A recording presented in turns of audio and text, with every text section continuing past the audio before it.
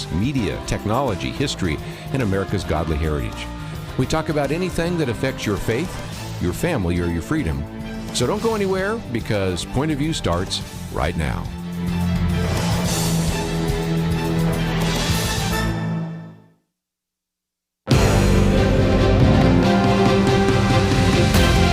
Across America, live, this is Point of View.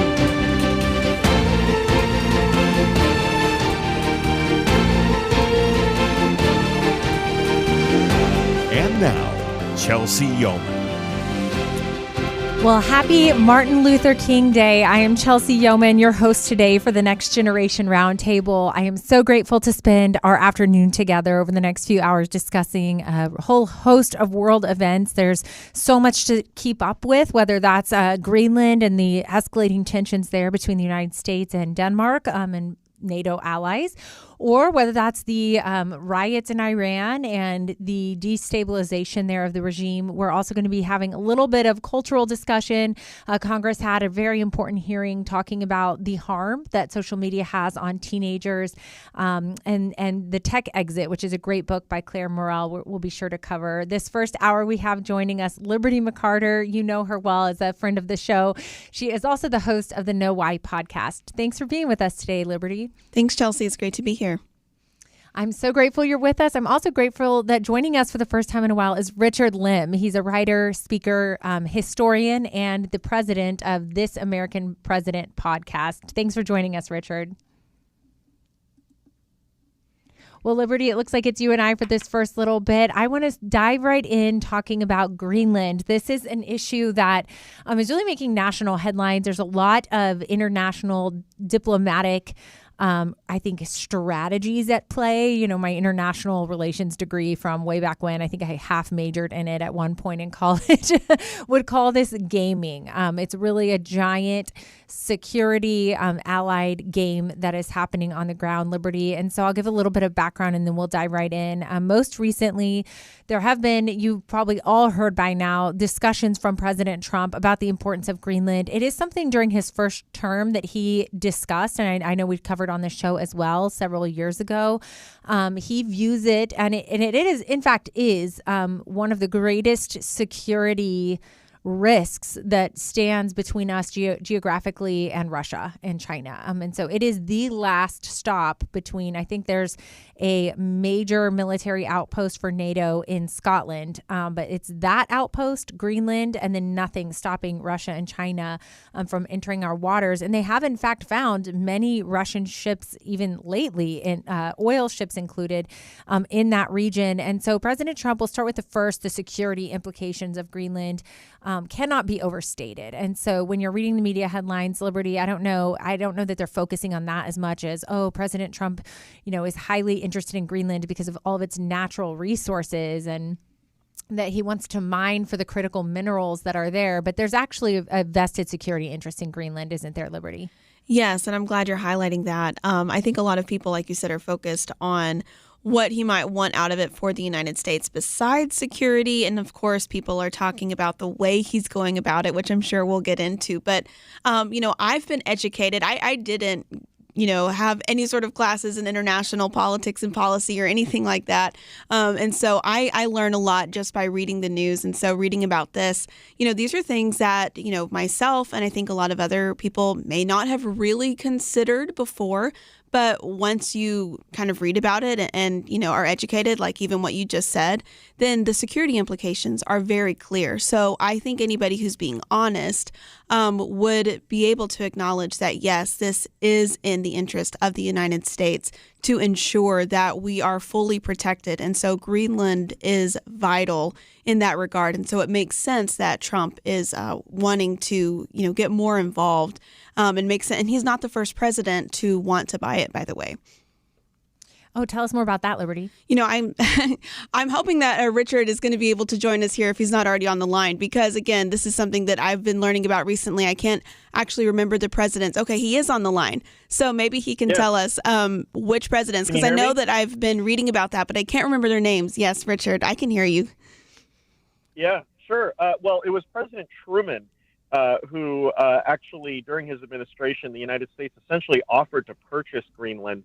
And this, of course, was during the start of the Cold War, when it was becoming very clear that the United States was going to be in a long-term effort, ideological conflict with the Soviet Union, and we're essentially racing to build as many allies, secure as many interests as possible when confronting each other. So, people are going to talk about Donald Trump, being this kind of reckless, wannabe conqueror or anything like this. But what it actually is, as you said, Liberty, is that it is actually a rational calculation on the part of American interests. And I think this is all clearly part of what is now called the Donroe Doctrine, which is Donald Trump's spin on the Monroe Doctrine. And his spin essentially updates the Monroe Doctrine, which is possibly America's longest foreign policy doctrine in operation. The idea that basically that the United States has a sphere of influence over the Western Hemisphere, and that it looks at any threat upon that hemisphere, on any country, as a challenge to its own sphere of influence. And it has largely kept the peace in the Western Hemisphere. And all this does is really update the Monroe Doctrine for the modern day threats of Russia and China, which have made inroads, particularly in the Arctic.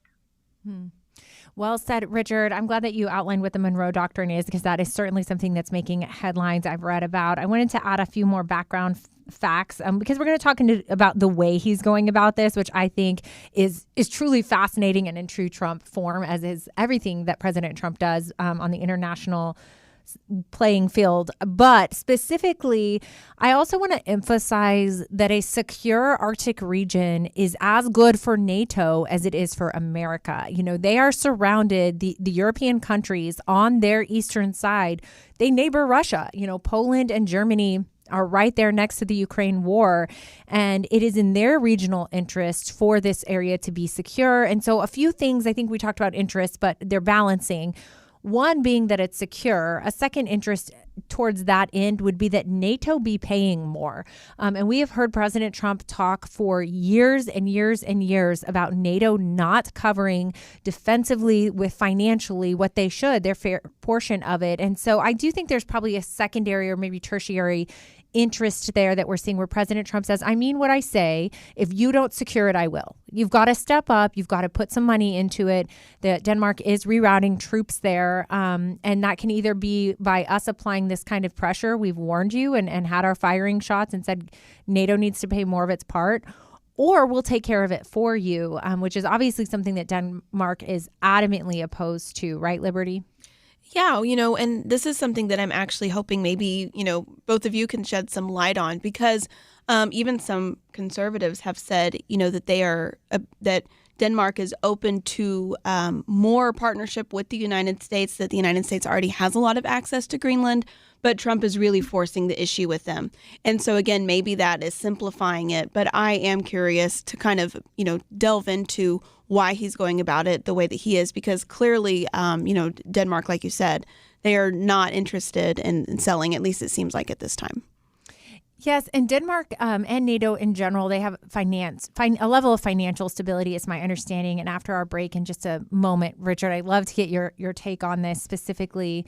Whereas the United States is bringing such a strong military presence to the NATO alliance. And so those are interests that I don't think either can afford to lose each other. We'll hear from Richard on that when we get back after this break.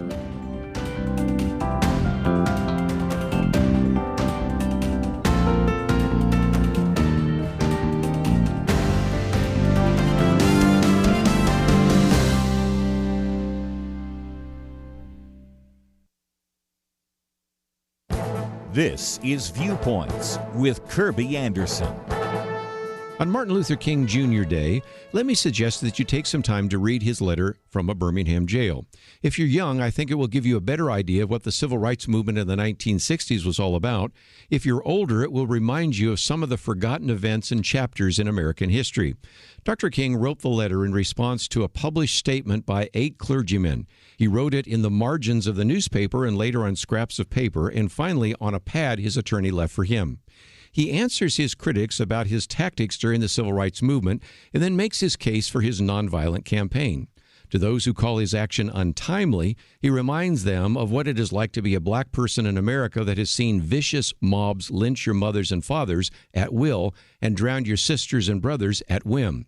He also deals with the controversial issue of just laws and unjust laws. He says a just law is a man-made code that squares with the moral law or law of God.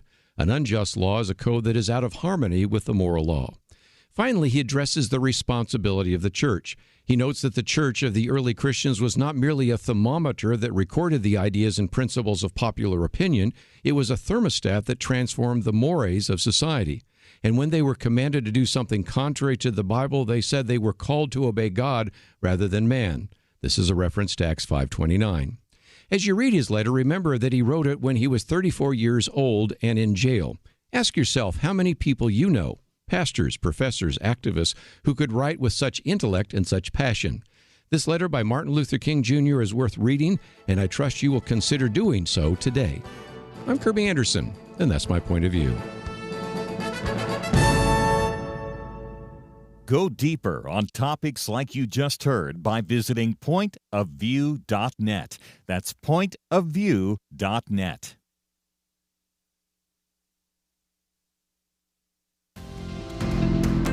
You're listening to Point of View, your listener-supported source for truth. Well, welcome back to the Next Generation Roundtable. Richard, we are turning to you now for our discussion about interests that we're having, both security, but maybe even financially from a resource standpoint. But I also want to talk with you, Richard, about the broader NATO alliance implications from President Trump's, so far, his public strategy related to acquiring Greenland. Richard, feel free to really break that down for us. What damage could it do, or is the damage overstated regarding our relationship with NATO? Should we go ahead and annex Greenland with or without Denmark's consent?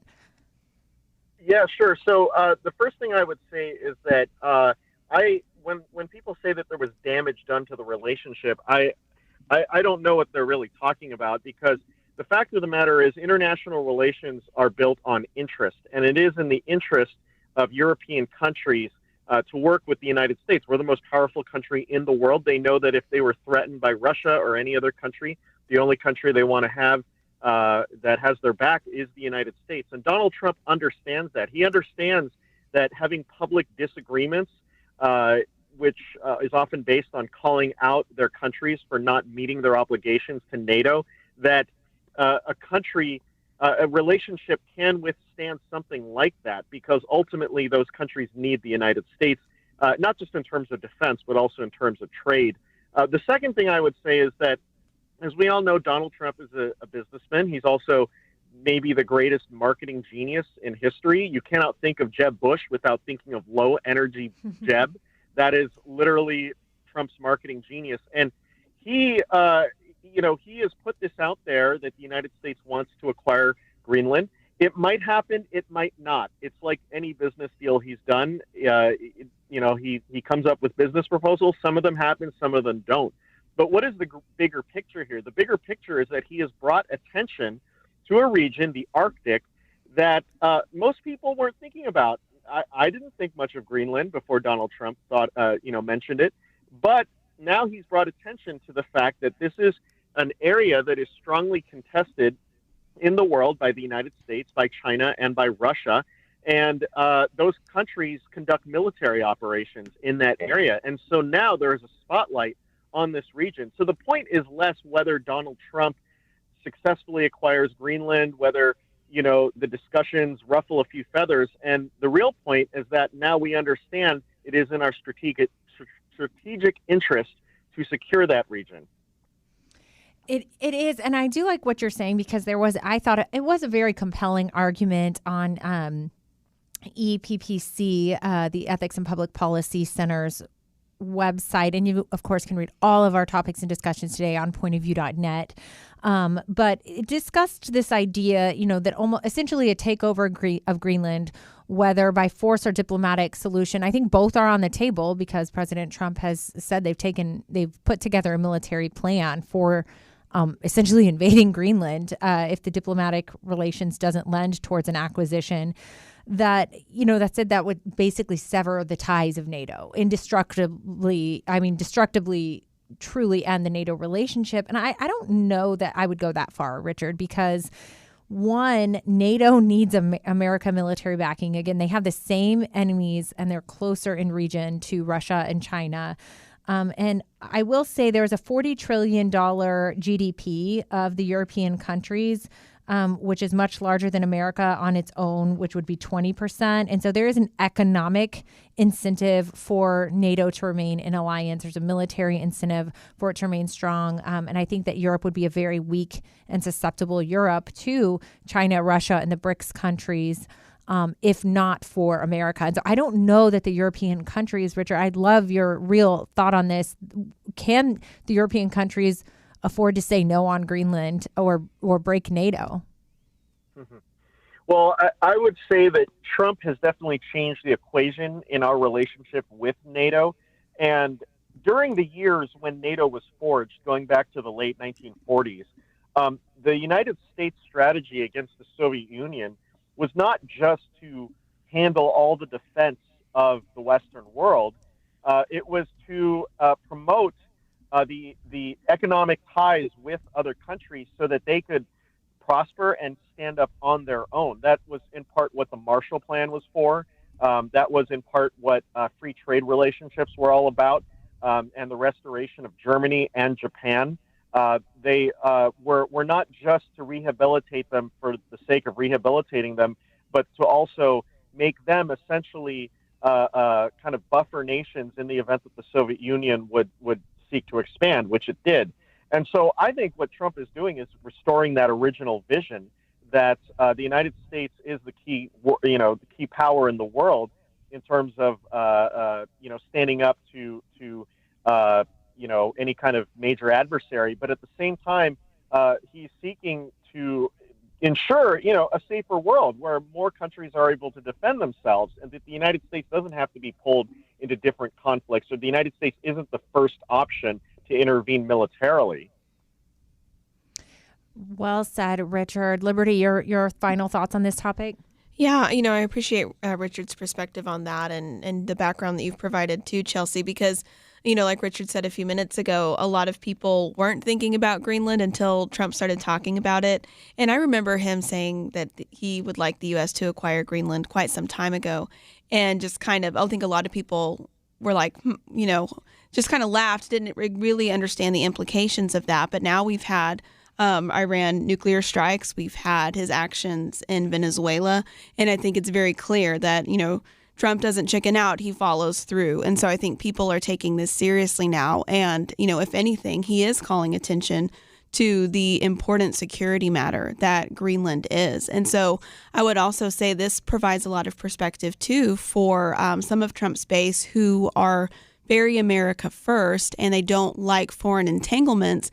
However, the point that if we can build a stronger NATO and a more secure world, that will mean that the U.S. has to get involved in other things less often. I think that's really compelling. So a lot of things for people to consider that they may not initially realize when they first read this story.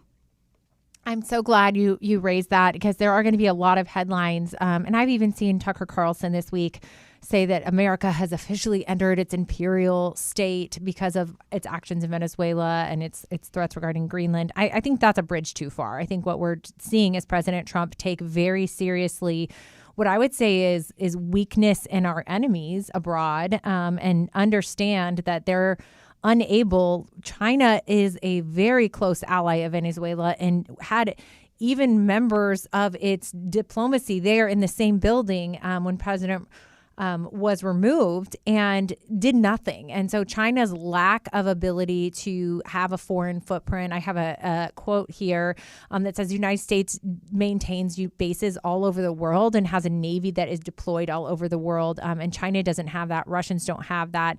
And so while they have powerful militaries, they don't have a global capability to truly protect their partners and allies. And I think that President Trump is making really strong advantage of that in this moment. I'll also say that we're going to turn to Iran and everything going on there. It's hard, Richard, to know exactly what's going on in Iran in terms of the executions. We know that President Trump said if they were to execute in the masses, that we would be there ready to go. We do have our naval ships in that region ready to target. And apparently those executions have occurred. There have been numbers ranging from 12,000. The most recent I saw was 16,000 executions. They're being a little quieter about it, ostensibly in order to avoid President Trump's wrath. Richard, have you seen those statistics coming out of Iran? Yes, and I think that one thing we could probably say is that whatever statistics are coming out of Iran, it's probably higher.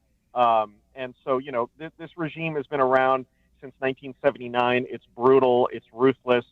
It engaged in a war in the 1980s that led to, I think, 500,000 deaths. It's a regime that's consistently destabilized the world and has called for the destruction of the only Jewish state in the world. So it's a violent, brutal regime. I think that the Iran situation really highlights the power of the president when it comes to foreign policy. Domestically, the president has to deal with a lot of different actors. Foreign policy-wise, the president is king, and for better or for worse, you can that's its own debate. But with that said, let's remember where we were just a couple of years ago, just a year ago when Joe Biden was president, and his weak foreign policy that appeased Iran, and basically was the part two of Obama's leading from behind. And you saw the defeat in Afghanistan, Russia's invasion of Ukraine, and of course the attack on Israel on October 7th. And compare that to the situation we have now, where the United States has restored credibility. It's incredible. It is incredible. More when we get back after this break.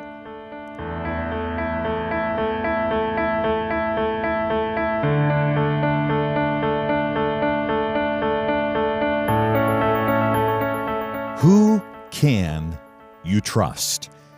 Years ago, many of us could probably have provided a fairly long list, but today it seems we almost can't trust anyone. Educators don't even know what a woman is anymore. Many so-called public servants have shown all they care about is themselves. The FBI has been accused of bias, law-breaking, betrayal, and journalism. It's largely corrupt, with no Clark Kent standing up for truth, justice, and the American way. All of this is why Point of View Radio is more important than ever, and your part in supporting us is more needed than ever. Do your part today in supporting trustworthy truth. Stand with us and help push back the lies and the darkness. Visit pointofview.net. Don't put it off. Take a moment right now and click on that big blue button that says Donate Now.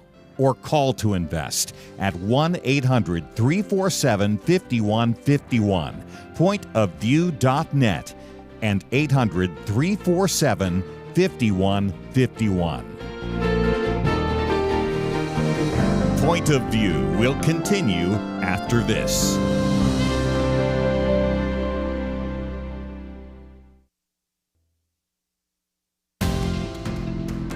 You are listening to Point of View. The opinions expressed on Point of View do not necessarily reflect the views of the management or staff of this station. And now, here again, Chelsey Youman. Well, welcome to the Next Generation Roundtable, where Liberty McArtor and Richard Lim are joining me in a discussion of what's been a lot of foreign policy. We discussed Greenland in the last hour, so go back and listen. And we're turning our discussion to Iran right now and the protests that have really had a huge crackdown in the last few days. You can be listening to us on pointofview.net or go like us on Facebook.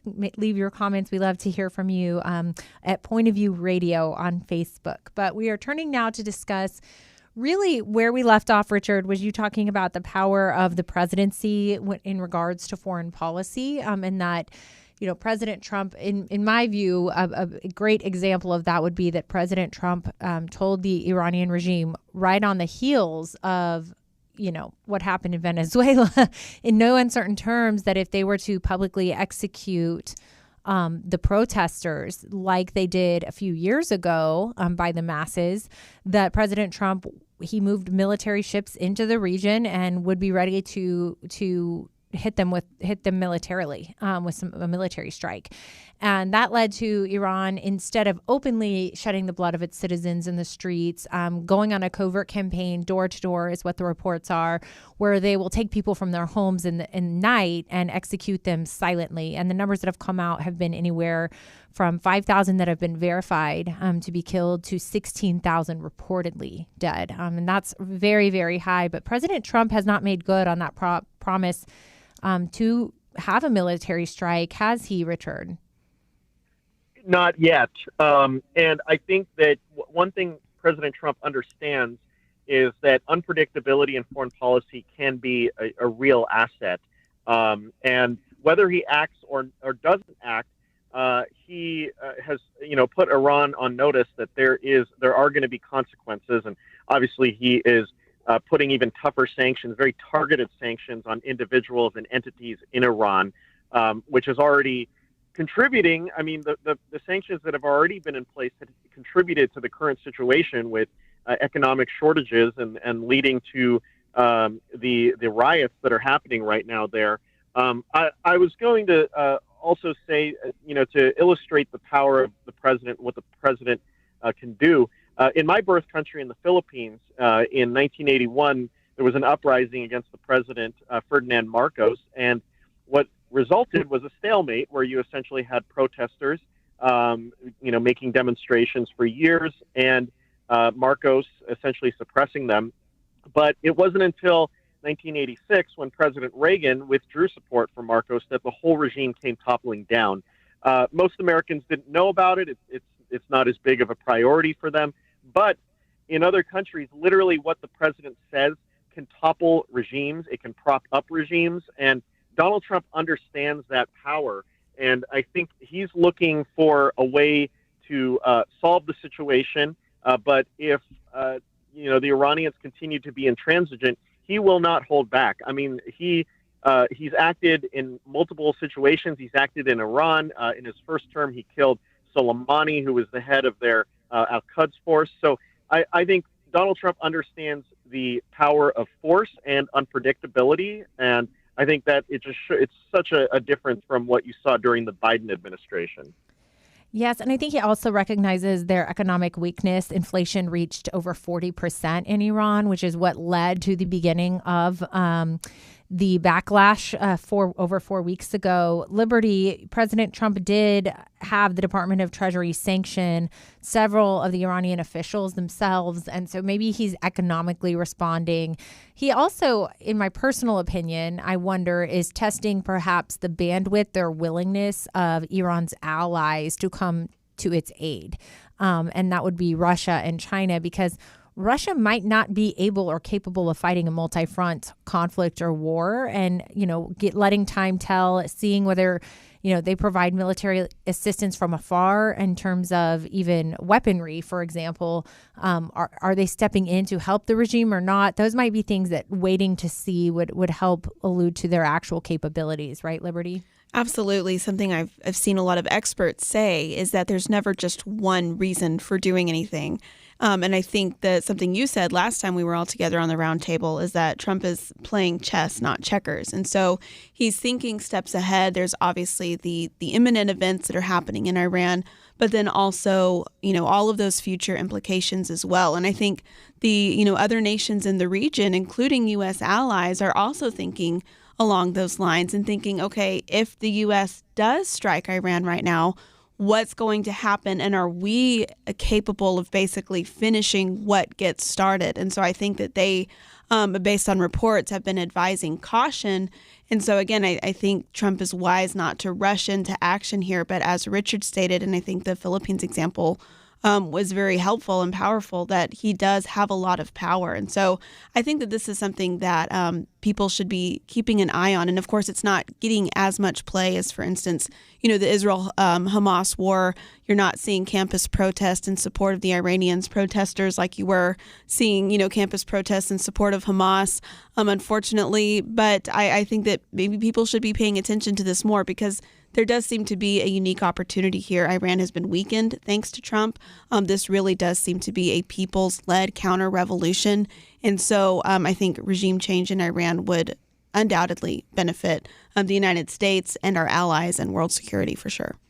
Liberty, I love your point about media coverage. I almost forgot to mention that, but that was one of the key reasons I wanted to cover this topic today, is that I was floored when I would go on Twitter or X and start to see the footage of these protests and how brave and courageous that they are in the streets, knowing, I mean, it spread very quickly over the course of a few weeks into several hundred cities, every major city, and the courage that it takes for even some of these women who would take off their head coverings and openly do that on camera, and to see the absolute bravery, knowing that a woman who took off her hijab just a few years ago was slaughtered for that. And that's what led to a few protests in 2023. So to see just the courage of these people who've been under horrific regime for decades and decades, who've had, in America, we have a ton of Iranian refugees who fled during the 70s and the violence that was there. And I cannot believe the media is not covering it. They're just not. What they want to cover is ICE. We should be so lucky. I'm going to be fired up about this, Richard, but the left should be so lucky that they can march in the streets, abuse and harass police officers and ICE officials in protest and not risk their very lives to do so. Right, Richard? Yeah, well, I think part of it, too, is that, on the left, you see moral relativism and, as a result, moral equivalency. And you have situations where when the Supreme Court decides that the moral issue of abortion should be going to the states, they act as if this is the Handmaid's Tale and this is oppression and everything like that. And there's no difference between what happens here versus what happens in, the worst places in the world. But of course, they have nothing to say about situations like in Iran, because it shows that there is a moral difference between the so-called oppression of women in the United States and real oppression of women elsewhere. Also, Richard, I'm going to add to that because you are right. It's absolutely an embarrassment. I mean, all these people walking around with their Starbucks coffees and their heat and their internet. It's just astounding to me. But I also think, Liberty, maybe the media isn't covering this for an additional reason, and that is that the Iranian Muslim regime, it is a Muslim regime, that dictatorship, it ultimately leads to death and oppression. And I think that the left is taking on more and more of an imperialist, that might not be the right word, but I think a dictatorship, they're less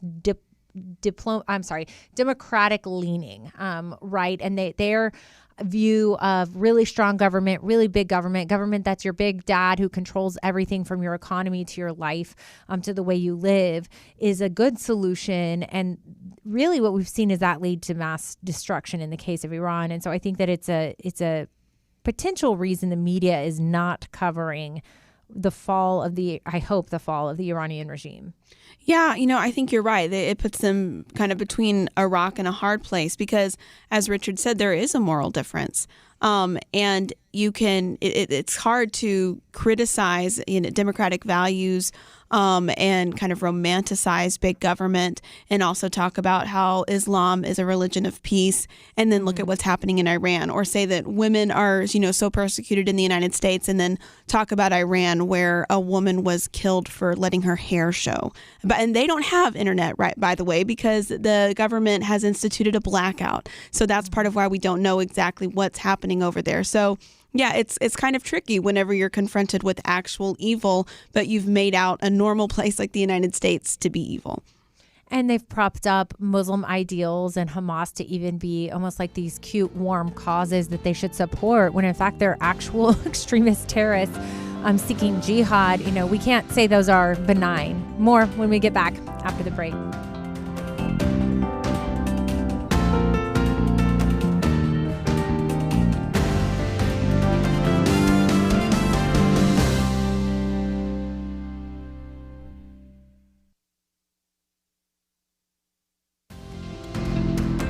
You're listening to Point of View, your listener-supported source for truth.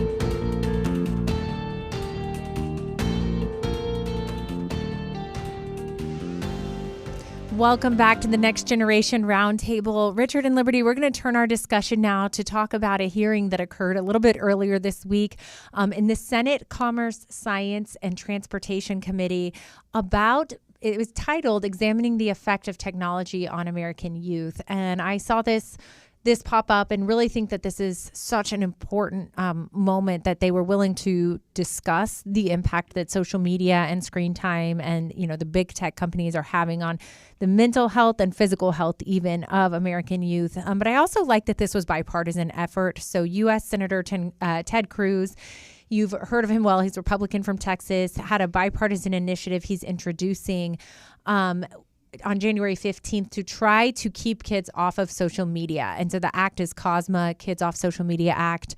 And Brian Schatz is the Democrat from Hawaii who is also supporting as a co-sponsor this bill.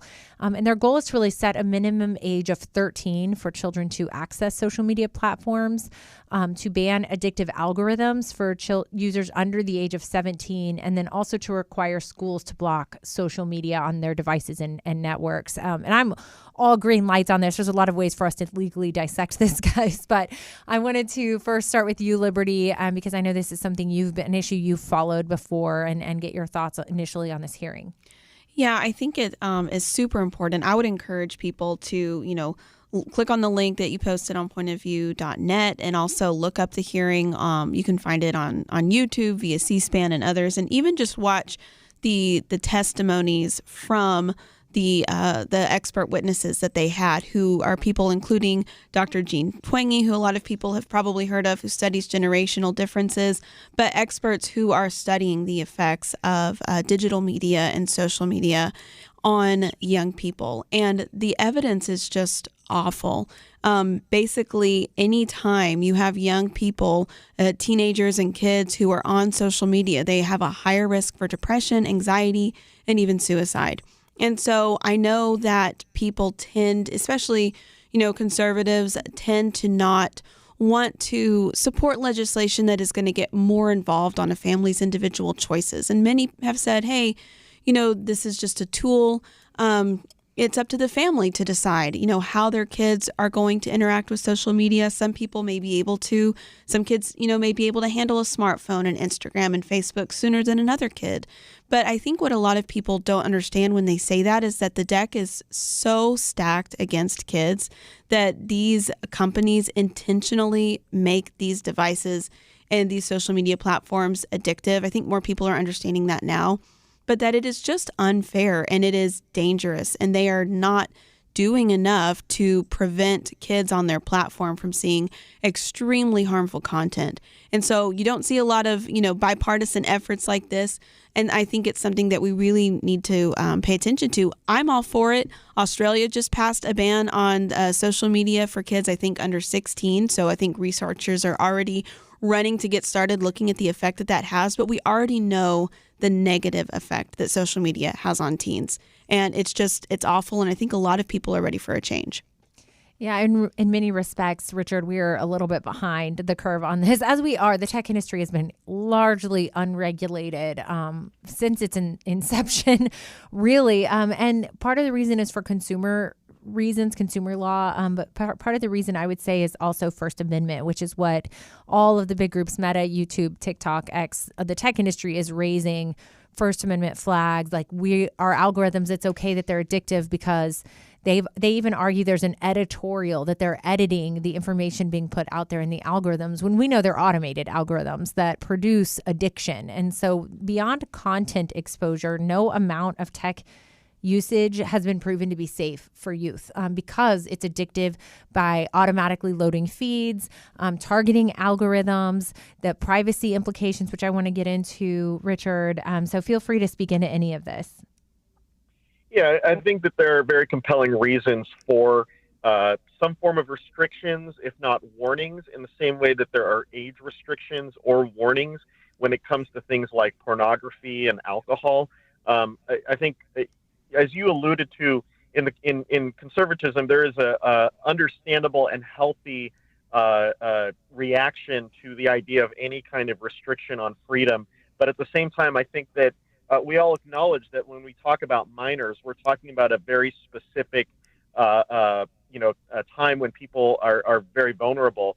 And we also know that addiction, whether it is social media or otherwise, whether it's a form of substance abuse or anything else, is not freeing. It's debilitating. It limits your range of options. It limits your freedom and does palpable, very tangible harm to people. So I also think that this is just a good opportunity for Christians to discuss what it means to be a parent and also what it means to have relationships in a biblical sense.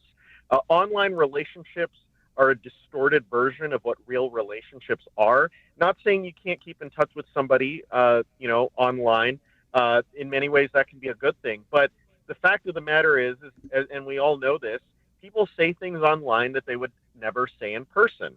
Conversations get very heated very quickly, especially when it comes to controversial issues. Mockery online is commonplace. So this distorts the kind of relationships that we usually have. And when kids use, online sources, chat rooms, things like that, social media as their primary method of relationships, it's just so unhealthy. It's very unhealthy. So I think there's definitely a conversation worth having. And as Christians, we can have those discussions. What does it mean to have a relationship with somebody where you recognize that they're made in the image of God, and you realize that conversations online are not very conducive to that kind of that kind of relationship? You raise a lot of really important points. I think I'm going to hone in on one, and that is you were talking about almost the social development of minors. We are talking about a subgroup of the population. It's ages 13 and under, 17 and under for certain aspects, that their brains are still developing. And, I read some studies on this about the dopamine hits that being on the screen provides, let alone the fact that schools are handing them screens. So kids are on iPads at schools, they're on laptops at schools. And as Senator Cruz mentioned, some kids are online an average of 8.5 hours a day. They are in front of a screen. That is extraordinary what we're doing to our youth, and it's experimentational in my mind. It's an experiment on their brains and the impact. I think we know enough now, Liberty, to know that it increases anxiety, it increases depression. It also decreases their ability to get dopamine from more natural, healthy interactions, like with their peers, eye-to-eye contact, going outside and playing sports. The damage is so vast that we don't even know, I think, yet, the possibilities. Yeah. And, I think that it is telling that a lot of teenagers and members of Gen Z actually support restrictions on social media because they're the generation that has been raised with this. So, I would encourage any Christian parent, grandparent that's listening to really delve into this, research a lot of the Christian voices that are speaking out on this. I think one of the most important things that Christians can do today is to raise their kids with limited access to technology but talk about why it's so harmful, because it's going to be a prevalent issue for many years to come. It is. Richard, go ahead. Any last words on this before our break?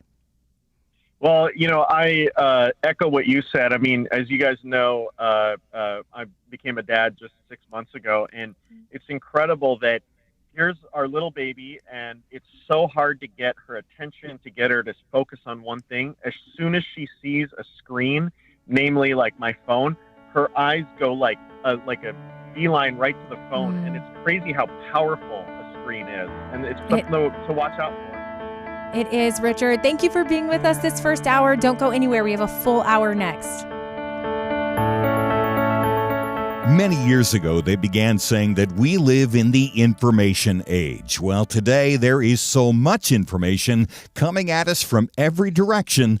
The hardest thing is to discern which issues are really important and how can I make a positive impact without wasting my time trying to figure out accurate information. Let me give you a suggestion to help with that. Visit pointofview.net. Look at the tabs across the top. Find the one named Viewpoints. Kirby Anderson and others on our team are constantly watching for news to identify those issues that you really need to know about. They boil things down in a brief summary, and then you can decide if it's something on which you want to learn more and get involved. Again, when you go to pointofview.net, Click on Viewpoints. You'll see exactly what I mean. You'll see the issues that we are covering right now. And when you like what you see, I honestly think you will, you can slide on over, enter your email, and get them automatically sent to your inbox each day. That's it. Take a minute now. Be informed. Pointofview.net. Click on Viewpoints. Point of View will continue after this.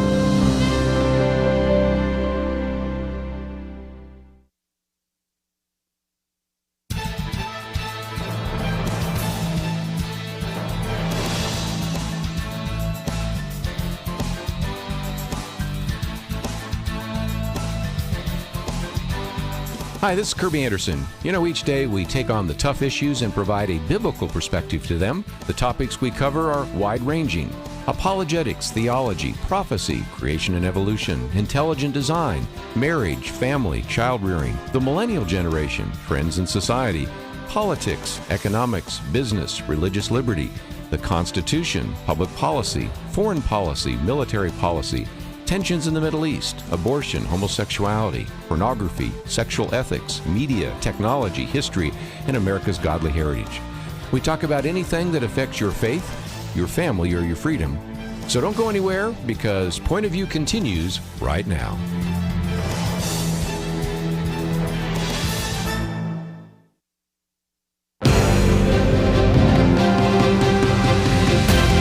Across America, live. This is Point of View.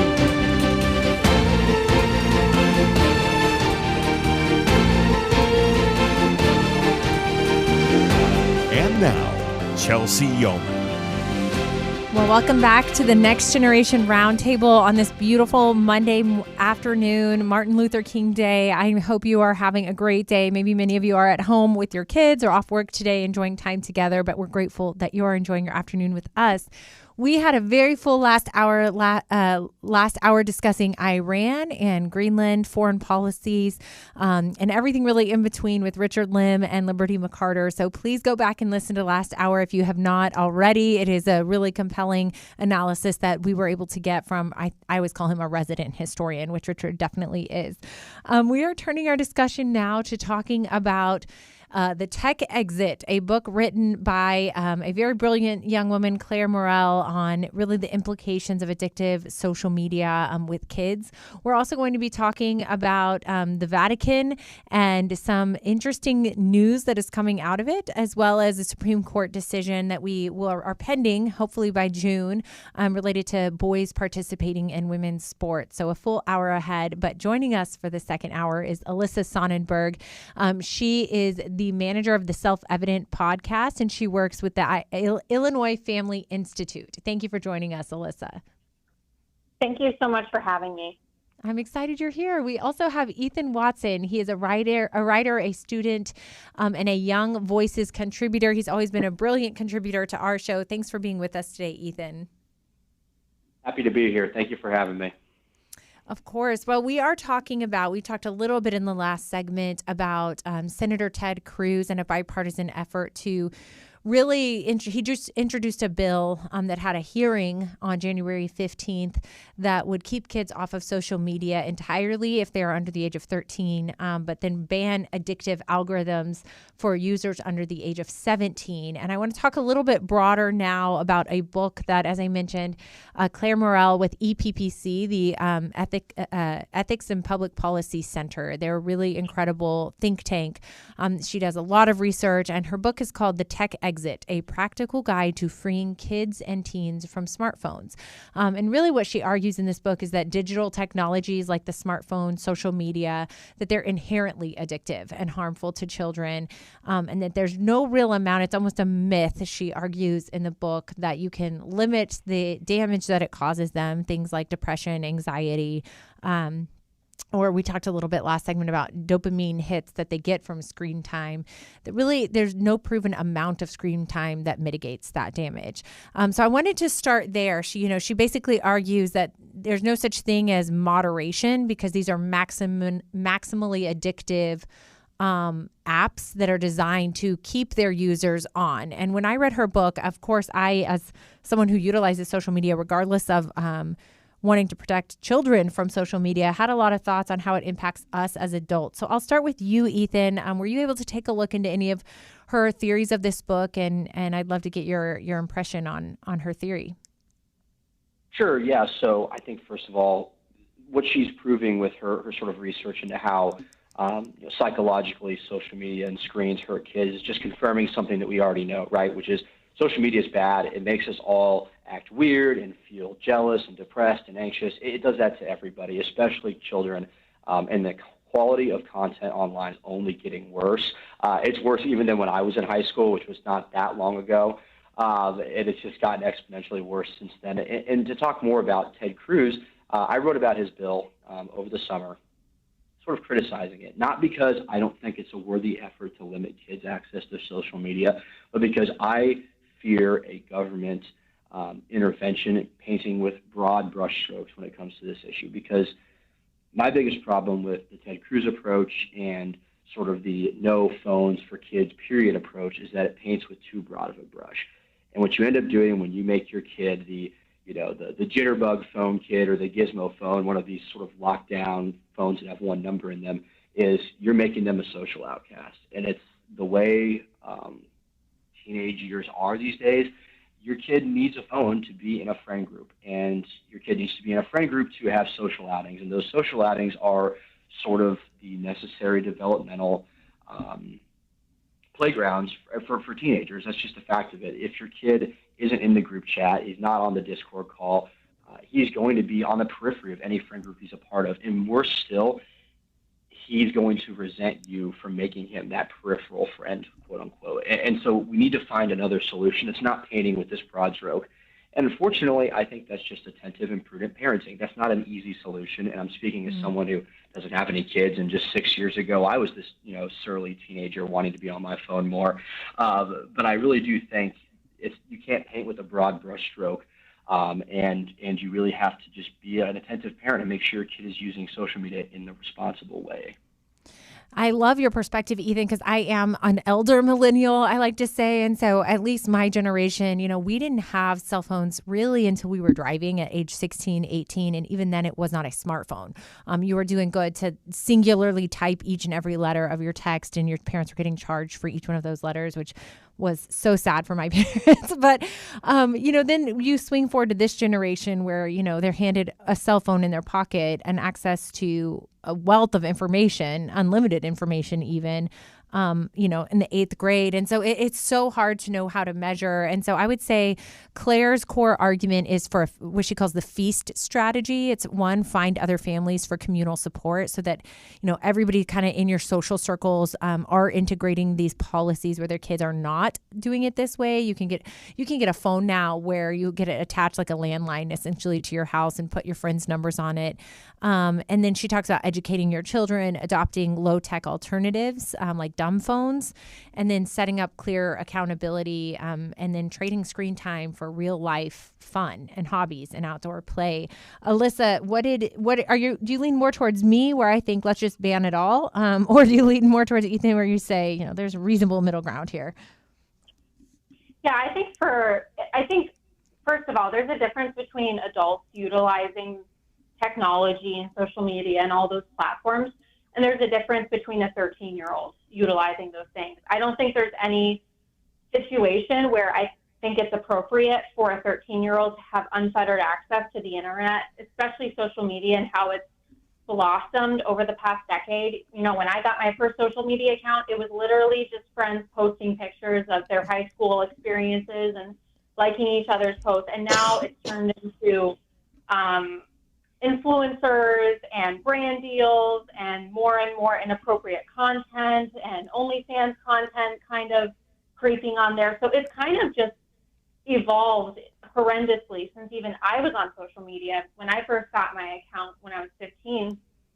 And I'm Gen Z. I'm not that old. And I did not grow up being on screens. That just wasn't my reality. I grew up going outside and playing with the neighbors and going to parks and going to feed the ducks.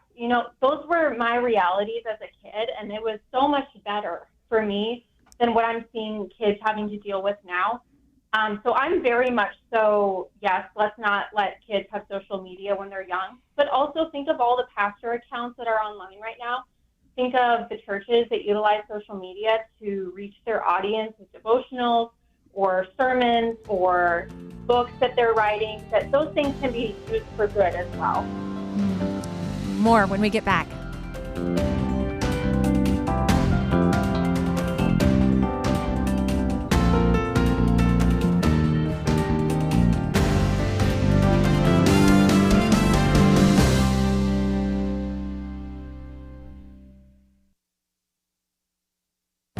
This is Viewpoints with Kirby Anderson.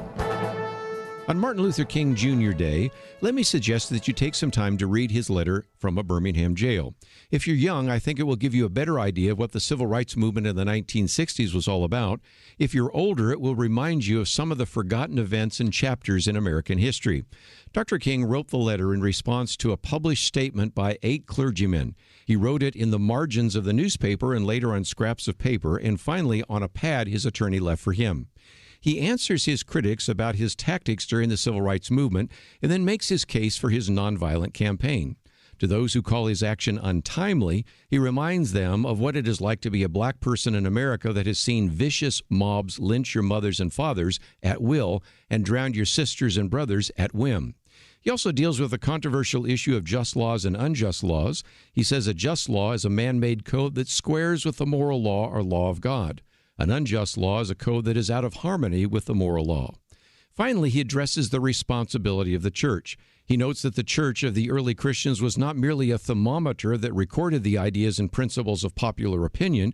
It was a thermostat that transformed the mores of society. And when they were commanded to do something contrary to the Bible, they said they were called to obey God rather than man. This is a reference to Acts 5:29. As you read his letter, remember that he wrote it when he was 34 years old and in jail. Ask yourself how many people you know, pastors, professors, activists, who could write with such intellect and such passion. This letter by Martin Luther King Jr. is worth reading, and I trust you will consider doing so today. I'm Kirby Anderson, and that's my point of view.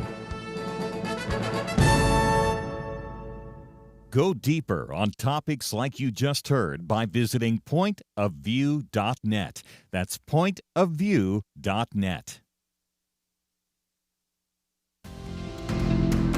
You're listening to Point of View, your listener-supported source for truth.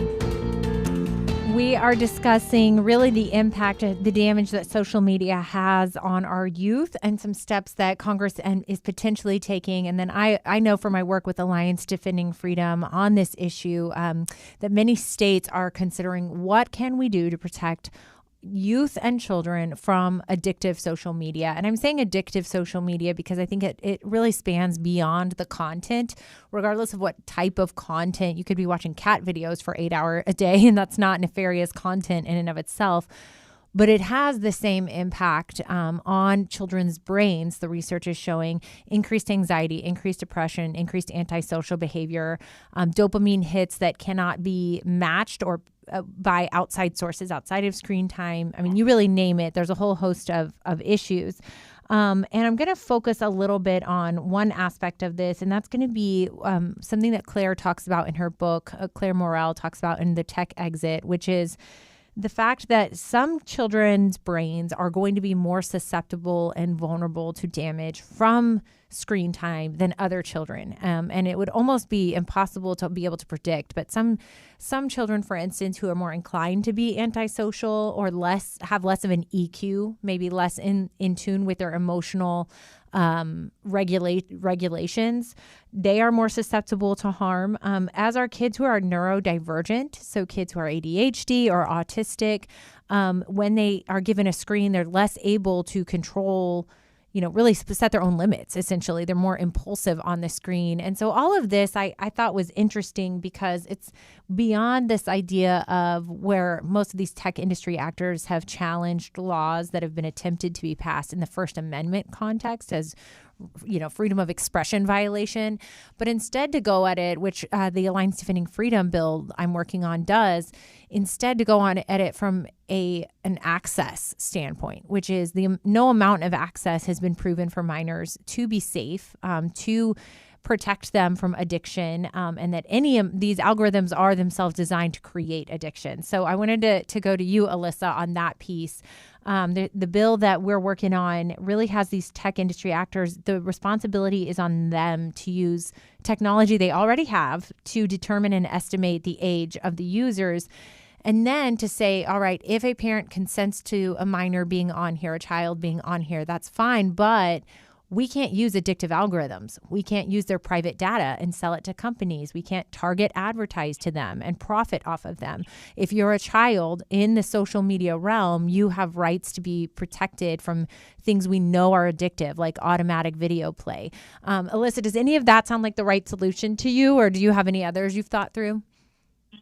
No, absolutely. In general, when it comes to childhood development, as the science is abundantly proving, that God made us communal beings, and especially when you're in tentative stages of development, when you're a little kid, when you're a toddler, when you're going into preschool and elementary school, your brain is going through so much change and so much formation that being put in front of a screen, which is just automatically mind-numbing behavior, which is why people do it. People doom scroll because it turns your brain off.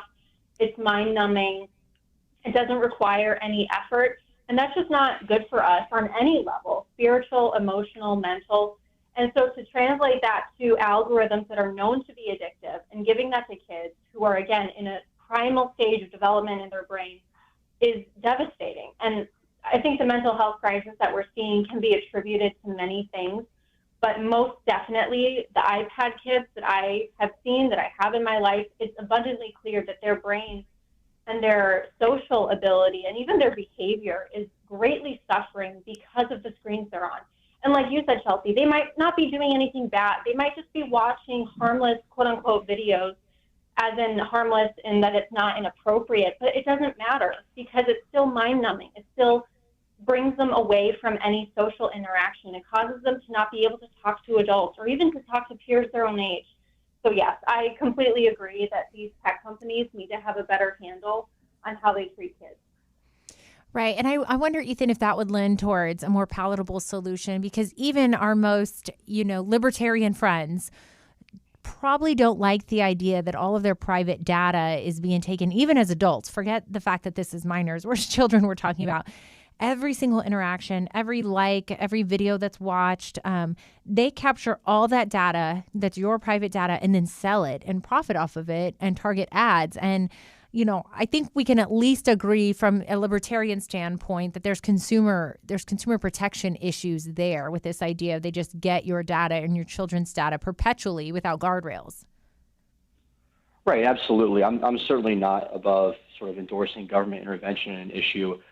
If it's going to make society better, I'm not so much of an ideologue that I won't endorse that. I just struggle with the idea of government enforcing this particular policy because I just don't see the mechanism. I think if you ban 13-year-olds from using Instagram because it has X, Y, or Z algorithm, then I think a really smart 13-year-old or even a moderately smart 13-year-old is just going to get around it anyways, and it doesn't really fix the problem. And also, kind of going back to what you said earlier about how this sort of social media use and screen time impacts different kids differently. That just, I think, speaks to my point that a one-size-fits-all solution isn't the answer here, because the only person who really knows how their kids are doing are the parents. And so we get to these iPad kid situations where you have the kids sitting on them at dinner and they're at home all day just sitting on the couch doom scrolling. That's because they have parents that aren't around or aren't attentive enough. And I think really the core problem here is not that a kid has an iPad so they can text their friend or a kid has an Xbox so they can play online games with their friends. The problem is they have parents that either don't care or don't have the bandwidth enough to monitor what they're doing and notice behavioral changes. And so I think, at least in my estimation here, the truly conservative approach to this would be prudent, reasonable, responsible, and attentive parenting. I think there is no substitute for that. As much as we would like the government to step in and fix sort of the community problems, which I absolutely acknowledge. There is a community action problem here and that we need everybody to do it for it to work. But I just don't see that a government action would have the teeth to accomplish that. I'm not sold on that yet. Yeah, I think it's questions yet to be had. Certainly, the courts have taken a look, and they have not upheld any regulations. I will say most regulations passed have involved content-based regulations, which mean that is to say, ban social media from allowing certain types of content to reach kids. Whereas a bill that's designed against certain features, I think is probably going to withstand constitutional muster because it's essentially saying there's just certain types of products that are proven to be harmful to kids' social well-being and mental state, and those products need to be packaged in a different way so that they're less addictive inherently. One last piece on this, Alyssa, I'll send it over to you, is this idea of AI companions. I mean, I think we're all a little more intuitively understanding of social media because that's what we're most familiar with. I don't have an AI companion, but what I read about is this ability for people to basically sign up, get an account, and then have a friend who is an online, basically an AI friend. And it's very sycophantic, which means that they're really, agree with everything that the account user wants. People are marrying their companions. People are falling in love with companions. It's really the Wild West when we look at AI, isn't it, Alyssa? Yeah, I was just about to mention the news stories that I've seen of people marrying their AI companions. I saw this one story of this Korean woman who was engaged to an actual man, broke off that engagement so that she could marry her AI companion. And honestly, Chelsey, I don't even know how people get there. That's just very wonky to me. Again, although I'm Gen Z, I'm really not that techie. I've honestly just got into the AI thing of ChatGPT designing, my house. My husband and I do that of, hey, can you redesign this room? And so that's kind of the farthest I've gone with the AI. The idea of actually trying to have an interpersonal relationship with a fake source is just, again, a deeply spiritual problem of the fact that God created us to be communal beings, not just communal with each other, but communal with Him. And if you're having this hole in your life where you need a fake companion to get you through tough times, that's just a product of a spiritual issue, and no government intervention is going to fix that.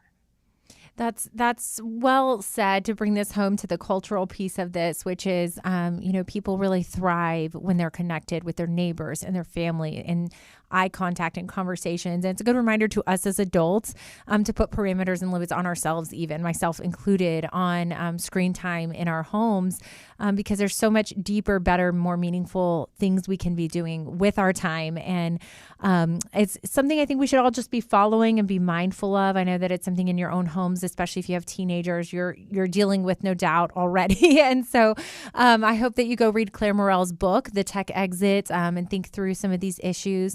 You can go to pointofview.net where you'll find these resources and more. There's a ton of information there for you. And like us on Facebook, Point of View Radio on Facebook. We'll be back in just a minute after this break.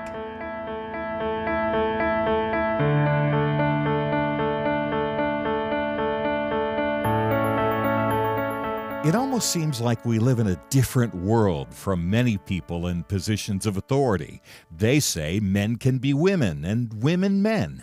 People are prosecuted differently or not at all, depending on their politics. Criminals are more valued and rewarded than law-abiding citizens. It's so overwhelming, so demoralizing. You feel like giving up. But we can't. We shouldn't. We must not. As Winston Churchill said to Britain in the darkest days of World War II, never give in, never give in, never, never, never, never yield to force, never yield to the apparently overwhelming might of the enemy. And that's what we say to you today. This is not a time to give in, but to step up and join Point of View in providing clarity in the chaos. We can't do it alone, but together, with God's help, we will overcome the darkness. Invest in biblical clarity today at pointofview.net or call 1-800-347-5151. Pointofview.net and 800-347-5151. Point of View will continue after this.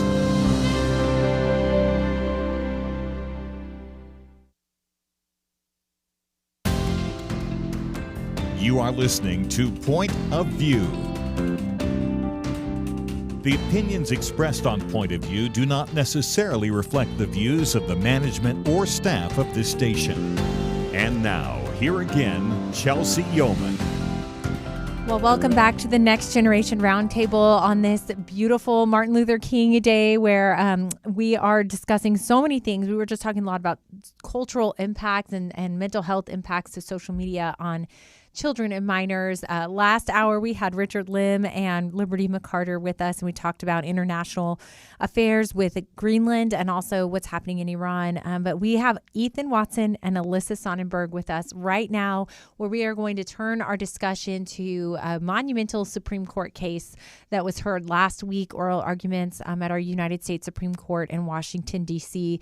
It's really astounding to me that they're even having this case have to be heard, but here we are. So we're going to discuss it. Before we do, I do want to remind you to go to pointofview.net where you can sign up to get and receive in your inbox Kirby's commentaries. You know, Kirby has such a brilliant mind, is so well researched on every issue you can possibly imagine. And these are meant to be a resource for you, for your discussions around your dinner tables, or even just to help us understand the world that we find ourselves living in. We're inundated with a lot of information, and Kirby's commentaries does an excellent job, pulling out some of the most important pieces to us as believers for everything going on. So that is on pointofview.net, but we are turning now to talk about the Supreme Court case. I don't know if you two were able to follow this, but the case is really about two different states, the state of Idaho and West Virginia, and they wanted to accomplish really one simple thing, and that was to protect young girls and their private spaces from boys. So that's in the context of sports, not allowing boys to play in girls' sports because girls and athletes are getting injured, as many who I interviewed last week talked about. They're getting injured when they're playing against male-dominated, form, and then also protecting girls in their locker rooms or their bathrooms or from having to share a bedroom. One of our clients at Alliance Tiffany Freedom even had to share a bed with a male on these trips, these school trips throughout their sporting events. And not only are a whole host of issues happening because we're not setting up these kids for success, but it's astounding to me that we're having to decide, the question before the court will be, can these states protect these girls' spaces? Not should they be mandated to protect the girls' spaces, but can they? So I'll start with you, Ethan. Were you following these cases and able to see any of the content from the rallies last week? Yes, I've been following the cases a little bit, and I really wanted to talk about today sort of a lesser discussed argument against this men and women's sports thing. I mean, look, you can't say enough about the fairness problems, the threat of physical or sexual harm done to the women, or even the broader problems with a society that just fails to recognize this basic distinction. But let's also point out that it's really important for women to have female-only spaces, just like it's good for men to have these male-coded spaces to go interact in. That's a key element of socialization.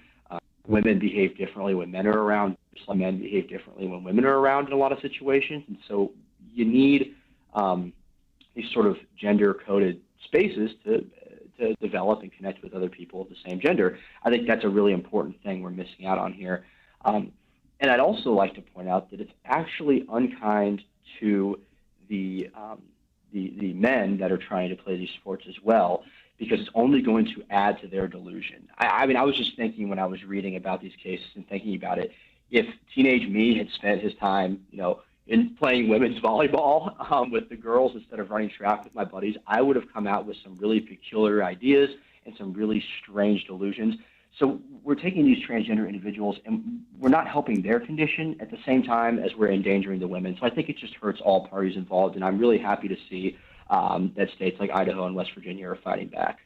Very well said, Ethan. You're so perceptive on many of these levels that it really hurts everybody involved. My heart went out to, I was able to meet and interview Chloe Cole outside the Supreme Court last week. If you don't know her story, she transitioned and was pretty much targeted online, which started out, she felt like a misfit a little bit naturally, socially, as so many do, she describes as a tomboy.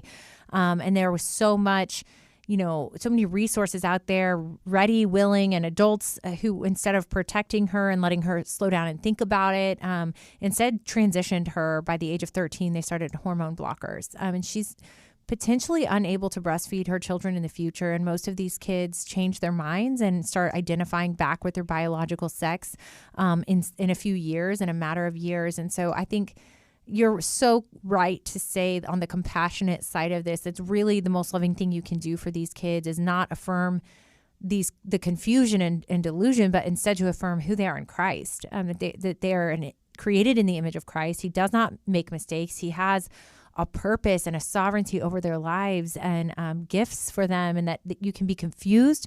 You can be struggling socially. We all do at certain points, at least in middle school. It was rough for a lot of us. But that the answer isn't to permanently alter your body through drugs and chemicals. And there's a mass medical and big pharma community profiting, $200,000 a kid that they transition. Alyssa, I'm on a rabbit trail, but feel free to jump in here. Yeah, you're absolutely right. The most loving thing that we can do to people who are struggling in anything is to tell the truth. That, God is love and he defines truth. And the most loving thing we can do is agree with God. And I know that for a lot of people that seems unloving, that seems uncompassionate, that seems cold-hearted, but it's the most Christ-like thing to do for individuals who are struggling with their gender. And as a mom to a little girl, this Supreme Court case impacts her. And I know we're in Illinois and these cases are being heard in other states, but the precedent that will be set by the Supreme Court, whatever they decide, is going to impact Illinois. It's going to impact a lot of cases that are actively happening here in Libertyville, in Deerfield, that we've seen just in the past year, of boys being allowed in girls' spaces. And again, as a mom to a little girl, I deeply care that whatever activity my daughter might be involved in the future, that she's going to have people that care about her protection and care about her space. But ultimately, it's obviously the parents' job to protect their children. But to have an administration that is also fighting for that end, for truth, really makes my heart happy. It is sad, though, darkly sad, that we just heard hearings of an OBGYN unable to define what a woman is and unable to say definitively that biological men cannot get pregnant. So the state that we're in, unfortunately, hasn't changed. It seems like we're going around in circles at times, that we're hearing the same arguments over and over again, even though the idea that men can become women and women can become men has been thoroughly discredited by American people at large. It's very sad to me that we're even having this discussion in the first place, that we have to have experts come in to say that men are different than women. I think kindergartners can probably tell us that. So the whole situation, obviously I have a vested interest in it because of my baby, but at the same time, it's a little bit frustrating that we're still having this discussion. It is. I will say we've come a long way, and I was at least very encouraged by the events last week where we saw culture is really doing a sea change, and culture is kind of back with us on this issue. I think we all know logically, scientifically, biblically what is up and down on this, but I do think that they've gone a bridge too far when your school systems have started socially transitioning kids without their parents knowing. And there's been a massive parental rights movement that's developed because of that and in response to that. And that is encouraging to me. I think we're ultimately winning on this. Ethan, I'd like to get your final thoughts. I loved what you said about the importance of women having women-only spaces and men having men-only spaces developmentally. For us to say, wow, women have value and don't have to suffer defeat at men in sports. It sounds simple, but it is emblematic of this idea that women are replaceable or irrelevant in some of these spheres. Yes, absolutely. And another part of those sort of male or female, respectively, spaces is, I think, confused, awkward teenagers maybe need a little gender-affirming care. And I'm not talking about puberty blockers or mutilation. I'm talking about doing activities that make them feel like the gender that they actually are. Believe it or not, I was once sort of an awkward teenager myself. I know that's hard to believe, but when I think about the things that sort of helped me grow into a young man with a little bit more confidence, it's things like I got stronger, I started to work and accumulate resources with a job. I took girls on dates. Those sort of gender-affirming activities, not that I had gender dysphoria or anything, but those are the things that helped me grow into a man from sort of an awkward, goofy teenage boy. And so I think everyone needs a little bit of that gender-affirming activity, and that comes from engaging in male and female coded spaces. And one final point on this. As a general rule, we should be encouraging our kids to play as many sports as possible because it's good, socializing physically, you get outside. And why would it be in our right mind to do something that makes young girls afraid to go do that insanely beneficial activity? That's just one more problem with this. You can go on and on about the issues with letting men play women's sports. This is just one more cherry on top, I think. Well said, Ethan. More when we get back after this short break.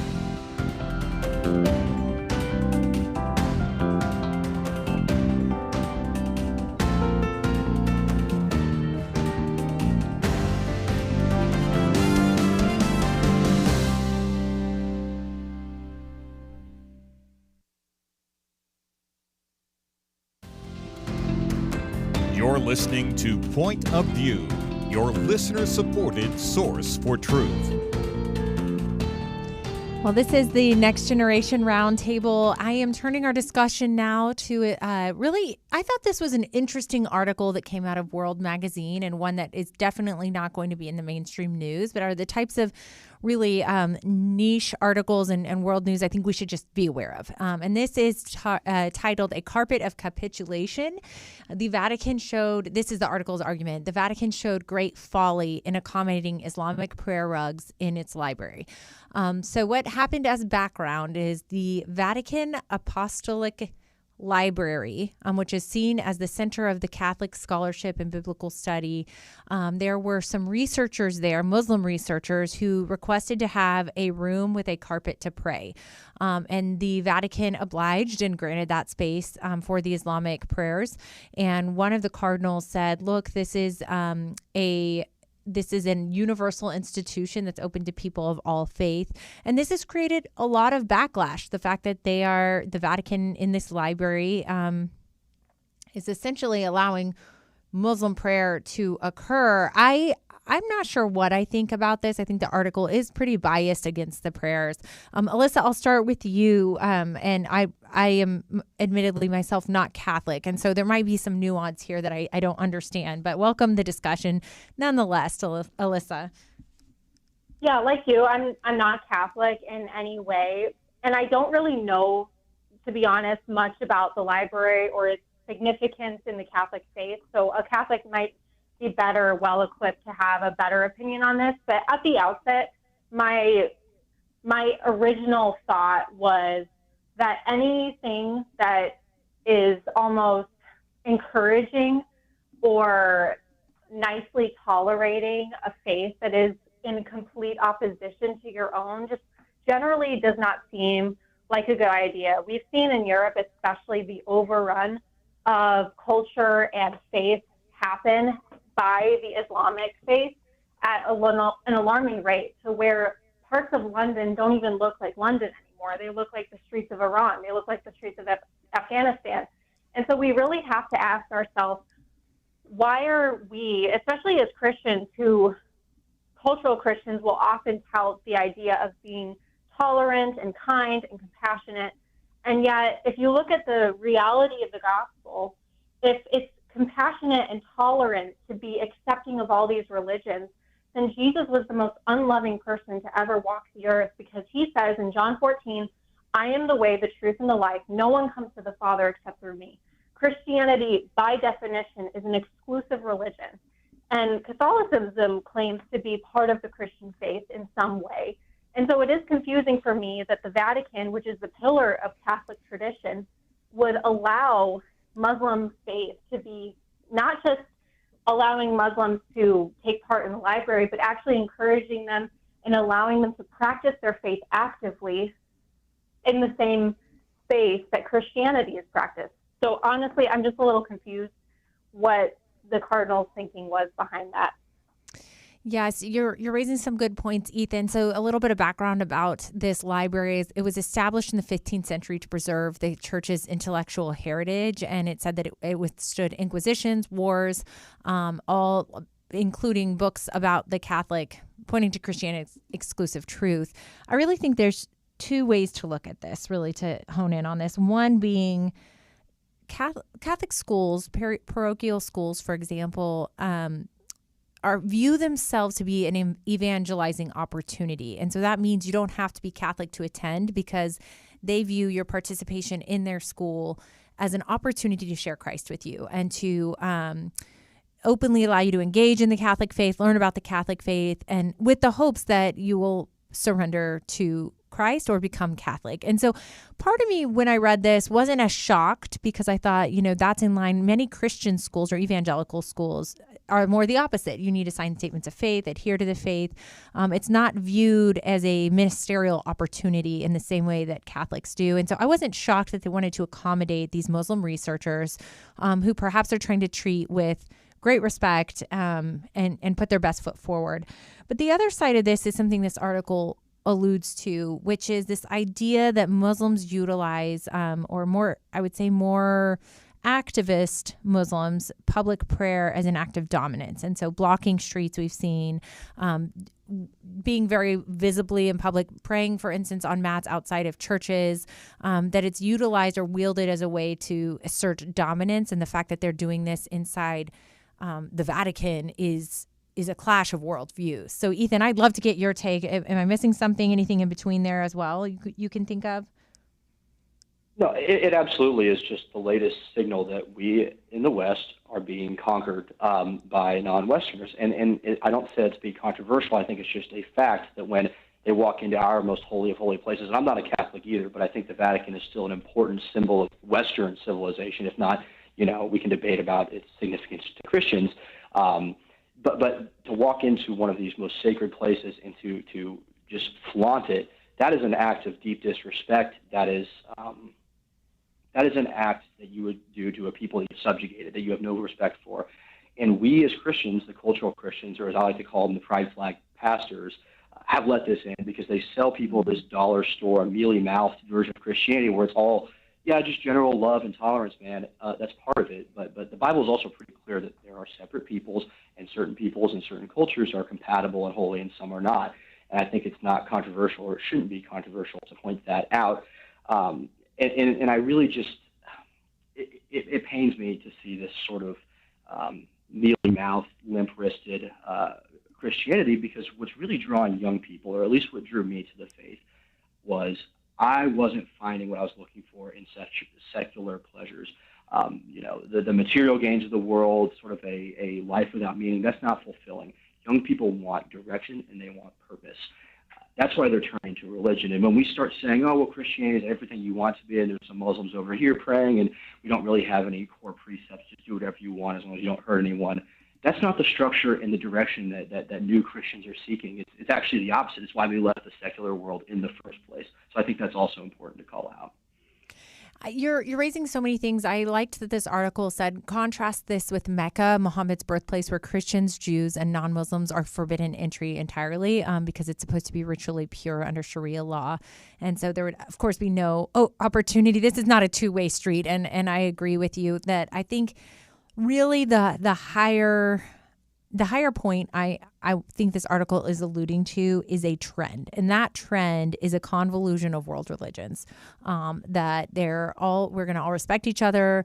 We know that in the end times, which I personally believe we're living in, that there's going to be a rise in that, and that the church is going to be the real church who adheres to the gospel of Jesus Christ, who lived and breathed and died to save us and forgive our sins.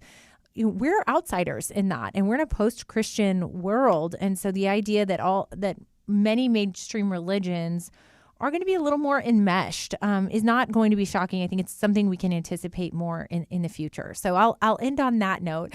But we've had an incredible show today. Alyssa, tell our listeners where they can follow you and learn more about your work. Yeah, you can follow the Illinois Family Institute on social media, on Facebook, Twitter, Instagram, and YouTube. You can just subscribe to our channel and check out our website. We do articles daily, keeping you up to date on things like this. So, yeah. Thank you for your commitment in the policy realm, Alyssa. Ethan, where can our listeners follow you? You can find me on X at ERWatson13. And thank you both for a great discussion. It's always a blast coming on the Next Generation Roundtable.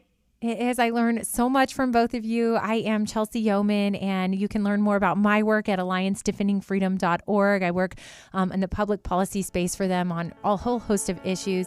And of course, go to pointofview.net. Download our articles today, read our articles, sign up for Kirby's commentaries. You won't regret it. Have a great Monday.